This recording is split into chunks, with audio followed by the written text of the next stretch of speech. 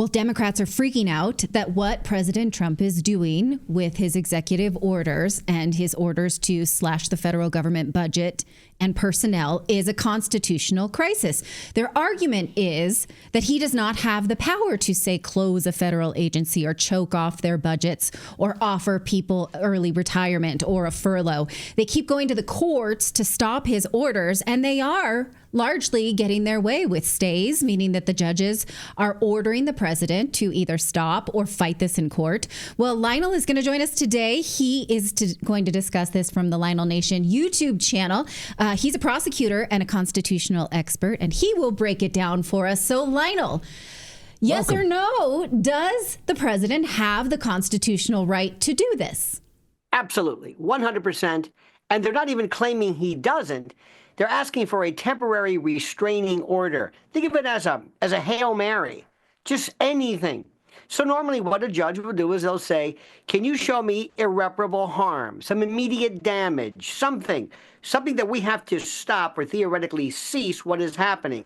Yes, okay, we'll stop this. We'll look at this. I'll give you until Friday, and then all of this is going to go bye-bye because it is absolutely, positively within the purview, constitutional and otherwise, of Article 2 jurisdiction for the president to do this. Now, what I'd like you two great folks to remember is during World War II, there was an incredible group of people who cracked the Enigma code. You might have remembered this. This was Alan Turing. And they went and they took housewives and people who liked crossword puzzles and just regular folks that they enlisted. Now, this was, of course, the military, but this has been going on since the beginning of time. If you have a particular expertise in something, you can be hired, deputized, officiated. You can be an agent of the government. There is nothing at all. What is the difference between, I'm not kidding, Elon Musk and an FBI agent? Nothing. He's appointed. So this is going nowhere. It is, and the very fact, dear friends, that they are screaming, it goes back to that adage, you only take flack when you're over the target. So keep up the great work. AOC, of course, there's sound bites have been resurrected of her.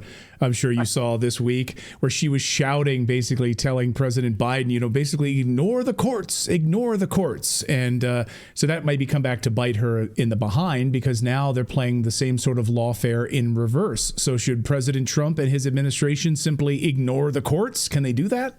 Well, not ignore them, but this isn't going anywhere.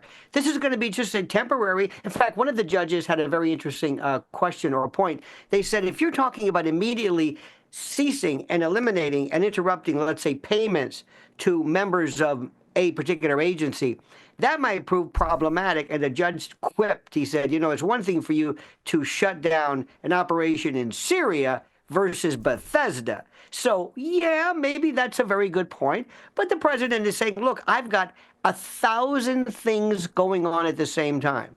We will wait for you to deal with this. But afterwards, no court is going to be able to basically say you have to dismantle DOJ. Now, here's the question for you two. If you are are these judges corrupt? Let's really get down to it. Are these lefties, are these Obama appointed, are they corrupt? If I'm a corrupt judge and I'm some guy who just slipped in and maybe I've got a daughter working for, the education department and I'm like one of these New York judges, I'm one of those folks whose daughter is paid millions to campaign and to politic for whatever. What can I do? Well, I can do a lot to a point. But here's the worst part. I am granted so much leeway that is not illegal. Remember, look what our lawfare just put this president through. We had the Supreme Court who came up in the Griswold case in 1965 and created privacy. What people don't understand is if I'm crazy, I mean a nut, and I am evil and crazy and a lefty, and I want to use the Constitution or the law to hurt or to harm, I have absolute, almost plenary leeway to do it because I'm given so much discretion. A judge could sit there and say, I think Doge should be shut down. And then they got to wait, and then they're going to go to a court of appeals, and then the court of appeals is going to do it. But here's the good part. This is very important. The court, the president, does not have to necessarily stop while he addresses the case. During the Vietnam War, there were some cases. I think William O. Douglas was one of the justices who ruled that a particular bombing plan or something that the government was doing, that Nixon was doing, was wrong. They didn't stop the war. They didn't stop military action while the Supreme Court figured this thing out. They can say, I'll take this under advisement, but that doesn't necessarily mean things cease. So the good news is, don't worry about this. Don't worry about this. Doesn't seem that Trump is worried very much, right? No. Yeah, he seems to not be lashing out. He doesn't. He just keeps going. I have a question, though. Yes, go ahead. No, Natali. Okay. You had when we had spoke yesterday. You had sent me something. The most deranged people are judicial and legal academics. These are the people who they've never tried a case in their life. They've never had a client. They live in this lofty world of I don't know where, and they say things that make absolutely no sense. And we were talking about one in particular, where these judges, specifically Samantha Power's husband, Cass Sunstein, remember years ago, this cognitive infiltration, where he, as a law professor, along with another Judge Rule, came up with this idea in almost a law review program, suggested that the government should actually infiltrate in order to stop conspiracy theories, to go into chat rooms and to supply basically misinformation. This is from a law professor. This is Samantha Power's husband, who, by the way, is going to have to explain. Well, they do that. Oh, yes. And also, I want to hear, while we're on this subject, where'd you get that $30 or $40 million from? Where did that come from? So this is going to be the least of their problems, this particular Doge case. Let me say something. In my career of doing this for 8 years professionally from talk radio, I can't keep track of everything that's going on every 5 minutes. Can you? Yeah. Just as you post something, it's over with. That's old news. It's at a breakneck speed, and I love it. I know we went from plastic straws to ending aid in Ukraine to getting people FEMA housing in North Carolina to, you can't keep up with it. And Google is taking down gay and DEI and black pride. Google! Yeah. Google! Yeah, what? I know. It's wild. Okay, here's a question also that I see screamed a lot on X, that the power of the purse is only with Congress, and Trump does not have the power to squeeze budgets, shrink any government agency. What does the Constitution say about that? What is the ultimate authority? Well, of course he can do that. And by the way, let me add something, which is another little thing here. Of course the president can. You mean to tell me the president has no say over the FBI, CIA, the military? Yes, there is funding by virtue of Congress, but as long as the president does not directly overrule something that Congress has provided for, he's within his purview.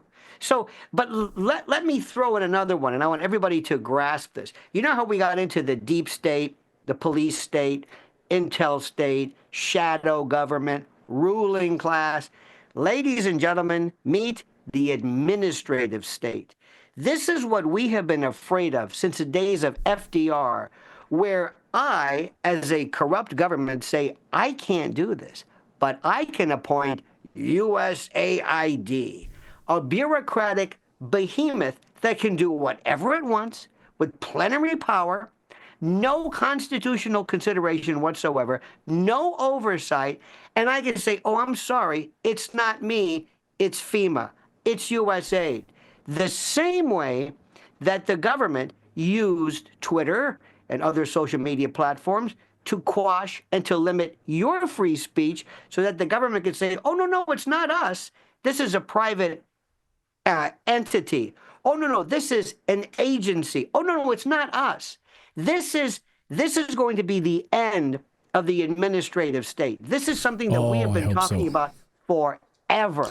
I hope so, and I hope it goes as far as these NGOs as well, these non-governmental organizations that get all of this phony money that's funneled through the bureaucratic administrative state to Catholic charities, the Hebrew International Aid Society, all of these corrupt NGOs that were involved in child sex trafficking operations and everything else that you and I have been paying for, by the way.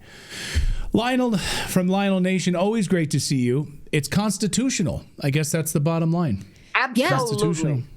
And it's the way you're describing it like a fly in the ointment. The way I see it on X is like a sledgehammer. So we just have to get through it. We just have to let it play itself out, I guess. Texas GM in our chat says, I'm part of Lionel Nation. We love this guy. We love Lionel. Lionel, great to see you. Thank you, Lionel. Great to see you as always. Thanks so much, Lionel.